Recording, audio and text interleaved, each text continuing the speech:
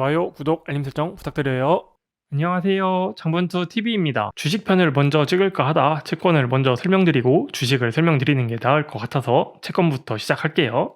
제가 직전 영상에서 채권과 주식을 비교해 놨는데 안 보신 분들은 보시고 오시면 채권이 어떻게 돌아가는지, 기업은 자금을 조달하고 투자자는 이자를 받는 원리를 이해하는 데 도움이 되실 것 같고요.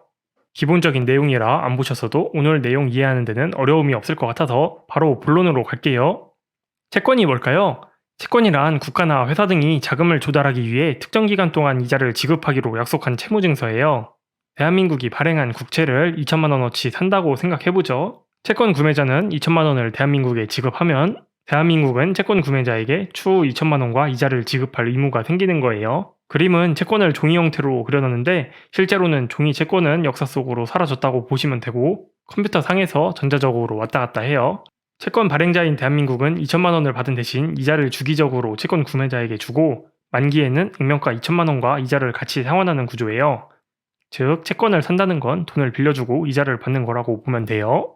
참고로 채권이든 주식이든 보통 저희 같은 일반인들은 국가나 회사랑 바로 거래를 하는 게 아니고요. 처음 발행할 때는 일반인들은 증권의 위험성, 적정한 가격 같은 정보 같은 게 부족하기도 하고 기본적으로 발행단위, 규모가 굉장히 크기 때문에 금융기관 같은 데서 먼저 사고요. 우리 같은 일반인들은 이렇게 이미 발행된 채권을 사고 팔고 하는 거죠. 채권의 중요한 특징으로 중도해지가 되는 예금과 다르게 만기 전에는 발행자를 찾아가서 여기서는 대한민국이죠. 대한민국한테 가서 돈을 돌려주세요. 중도해지할게요 할 수 없고 대신 만기까지 들고 있어야 되는 예금과 다르게 다른 사람에게 팔아버릴 수 있다는 거예요. 채권의 개념으로 돌아와서 글자가 많으니까 머리가 아프죠. 그래서 하나씩 나눠서 살펴볼게요. 첫째, 돈을 빌리는 게 누구냐? 발행주체를 국가랑 회사로 한정지을 필요는 없지만 우리나라, 미국 등 국가가 발행하는 국채와 삼성전자, 애플 등 회사가 발행하는 회사채가 가장 흔하죠. 둘째, 만기, 원금을 상환하는 시점을 기준으로도 구분을 해요. 1년 이하는 단기채, 10년 이상은 장기채라고 하는데 정확히 몇 년까지가 단기냐 장기냐 구분은 사람마다 조금 다를 수는 있고요. 만기도 정하기 나름이니까 엄청 다양해요.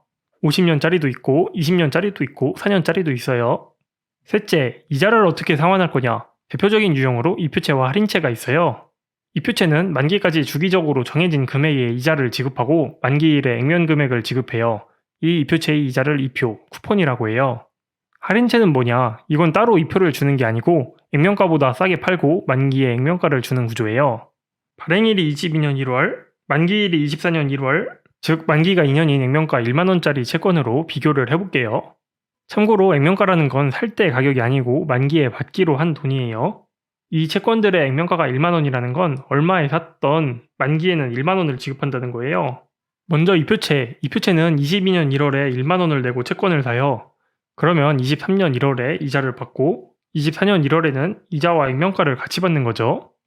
할인채는 이자를 받는 게 아니고 처음 살 때부터 액면가보다 싸게 사는 거예요. 대신 만기까지 이자가 없고 샀던 가격보다 비싸게 돌려받으니까 그 차이가 이득이 되는 거죠. 여기까지 공부를 한 장분투 씨가 채권 투자를 하려고 해요. 주식은 손해를 볼 수 있으니까 싫고 예금은 이자를 너무 적게 주니까 싫어요. 그래서 돈을 어떻게 굴릴까 고민하다 인터넷에 한국 채권 금리를 검색해봤어요. 검색해보니까 한국 국채 20년 금리가 3.38%인 거예요. 그 안전하다는 국채 금리가 무려 3.38%, 시중은행보다 높네요.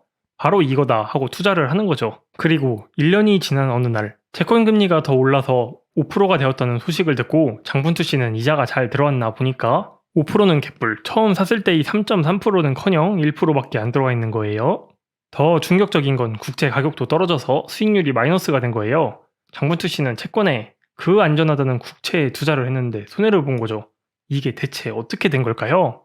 대부분의 채권은 이표채라 실제 이표채를 가지고 와서 설명해 볼게요. 증권사 어플에서 캡처한 사진인데요. 회사 이름만 지웠어요.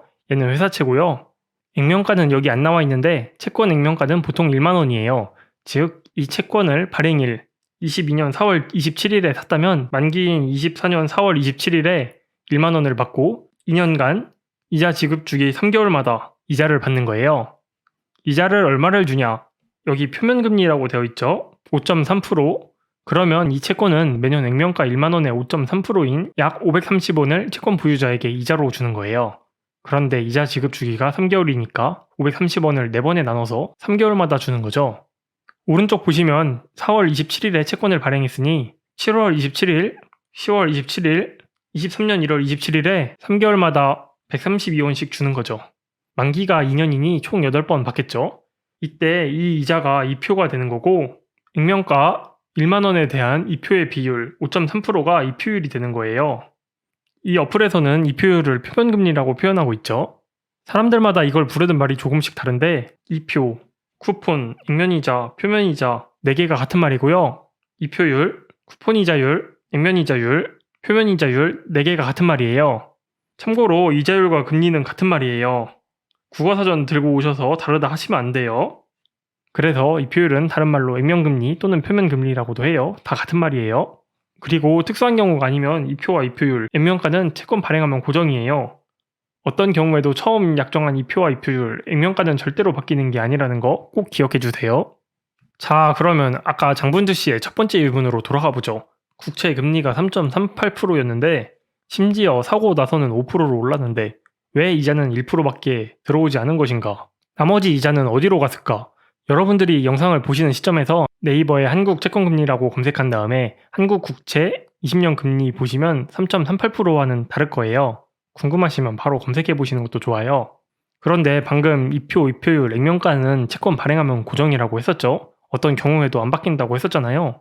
그렇다는 건 여기서 채권금리 3.38%는 언제나 고정인 이표율, 표면금리랑은 다른 개념이라는 거죠. 장분주 씨가 이자를 1%밖에 받지 못한 이유는 표면금리가 약 1%짜리였기 때문이었던 거죠. 흔히 경제뉴스 같은 데서 채권금리가 올랐네, 내렸네 하잖아요. 그때 채권금리는 지금 배운 표면금리, 이표율이 아니고 옆에 있는 이 수익률, 여기는 만기라는 말이 생략되어 있는데 만기 수익률을 가리키는 거예요. 그러면 채권에서 가장 중요한 만기 수익률, 이 채권금리라는 게 뭐냐? 채권을 공부하시면서 가장 많이 헷갈리시는 채권금리와 채권 가격이 왜 여기에 관계에 있냐? 채권금리가 올라갔다는데 왜 채권 보유자는 손해를 보는 거냐? 이러한 질문에 대한 답변과 가장 중요한 만기 수익률, 채권금리의 모든 것은 다음 영상에서 자세히 다룰게요. 이번 영상 요약하자면 채권이란 자금을 조달하기 위해 특정 기간 동안 이자를 주기적으로 지급하기로 약속한 채무증서고요. 발행주체별로 가장 흔한 게 국가가 발행하는 국채, 회사가 발행하는 회사채가 있어요. 만기에 따라 단기채, 장기채로 구분할 수 있고요. 이자 지급 방법에 따라 이표채, 할인채로 구분할 수 있어요. 그리고 가장 중요한 뉴스든 교과서든 흔히 말하는 채권금리는 만기 수익률을 말하는 거지 오늘 알아본 이표율, 표면금리가 아니라는 거죠. 그러면 이번 영상은 여기서 마치고 가장 중요한 채권금리, 만기 수익률은 다음 편에서 이어서 설명드리겠습니다. 시청해주셔서 감사합니다. 도움되셨다면 좋아요, 구독, 알림 설정 부탁드립니다. 감사합니다.